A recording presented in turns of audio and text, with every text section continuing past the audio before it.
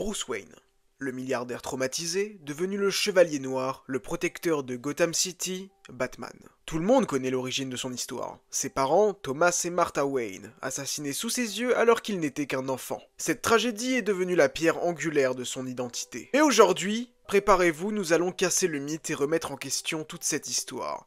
Et si la mort des parents de Bruce Wayne n'était qu'un mensonge? Et si les Wayne n'avaient pas péri dans cette crime alley, mais avaient tout simplement décidé d'abandonner leur fils pour une sombre affaire? Dans cette vidéo, plongeons dans cette théorie qui pourrait remettre absolument tout en question concernant l'histoire de Batman. L'origine de Batman est une des histoires les plus connues de la culture pop. Bruce Wayne, à 8 ans, perd ses parents dans Crime Alley. Un voleur souvent identifié comme Joe Chill les abat froidement. Cette tragédie déclenche une obsession chez Bruce. Il jure de protéger Gotham des criminels pour qu'aucun enfant ne revive ce qu'il a subi. Cependant, cette histoire n'a pas toujours été gravée dans le marbre. Au fil des décennies, les scénaristes de chez DC Comics ont souvent enrichi cette histoire, voire même l'ont modifiée. Des arcs comme Zero Year ou Batman Earth One apportent des nuances, suggérant que les Wayne n'étaient pas uniquement des victimes, mais aussi des individus avec leurs propres secrets.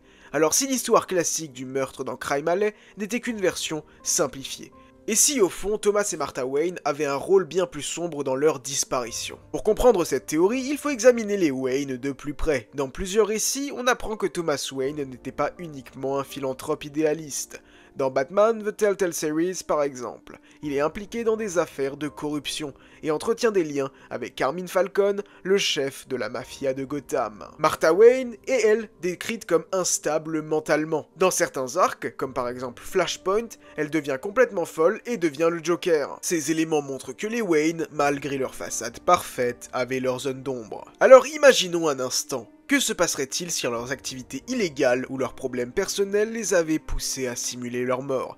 Abandonner Bruce aurait pu être leur seule option pour fuir un danger imminent, que ce soit des ennemis puissants, comme la cour des hiboux, ou des forces qu'ils ne pouvaient pas contrôler. Reprenons les événements dans Crime Alley. Certains détails ne collent pas. D'abord, pourquoi des milliardaires comme les Wayne emprunteraient-ils une ruelle sombre au lieu d'appeler leur chauffeur? Ensuite, comment se fait-il qu'il n'y ait aucun témoin fiable de cette scène, mis à part Bruce lui-même? Même le profil de Joe Chill est étrange. Dans certaines versions, il est décrit comme un criminel sans envergure. Dans d'autres versions, comme Batman Begins, son attaque semble presque trop calculée. Une agression aléatoire, ou bien une mise en scène des Wayne pour simuler leur mort, et permettre à Bruce de grandir sans leur influence directe. La question qui se pose est bien évidemment évidente. Pourquoi abandonner leur propre fils? La réponse pourrait se trouver dans l'obsession des Wayne pour leur héritage. Peut-être voyait-il en Bruce un héritier trop fragile, incapable de supporter le poids des responsabilités de Wayne Enterprise.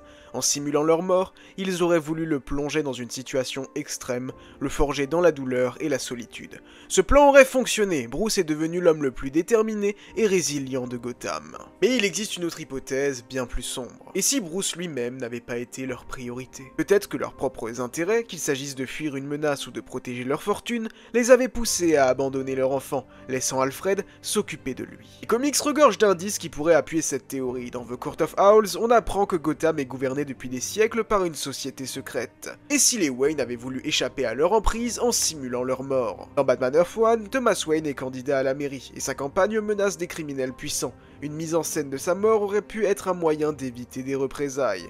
Même dans des films comme The Batman sorti en 2022, on évoque des secrets liés aux Wayne, suggérant qu'ils avaient bien plus d'ennemis qu'on ne le pense. Mais alors, si cette théorie est vraie, où seraient Thomas et Martha Wayne aujourd'hui? Peut-être vivent-ils sous une nouvelle identité, loin de Gotham, surveillant de loin les exploits de leur fils. Mais si Bruce découvrait cette vérité, comment réagirait-il?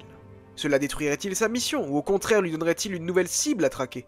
Une confrontation entre Bruce et ses parents serait un moment épique et dévastateur pour le Chevalier Noir. Que Thomas et Martha Wayne soient bel et bien morts ou aient abandonné leur fils, une chose est sûre, ils en ont découlé la plus grande légende de Gotham City, le Batman. Cette théorie nous pousse à nous interroger sur la véritable nature des héros. Sont-ils vraiment nés de la douleur ou manipulés par des événements qui les dépassent? Bon, ok, soyons tout à fait honnêtes, cette théorie n'a littéralement aucun sens et elle est bien évidemment fausse. Mais je l'ai trouvée tellement amusante que j'étais obligé de vous la partager. Mais bon, qui sait? Peut-être que je me trompe. Peut-être que les Wayne sont bien vivants. Et peut-être qu'un jour, nous les reverrons face à Bruce. Je sais pas ce que vous en pensez. Dites-le moi dans les commentaires. N'hésitez pas à vous abonner à cette chaîne, à laisser un pouce, à activer la cloche. Et rendons-nous très bientôt rendez-vous à Gotham City.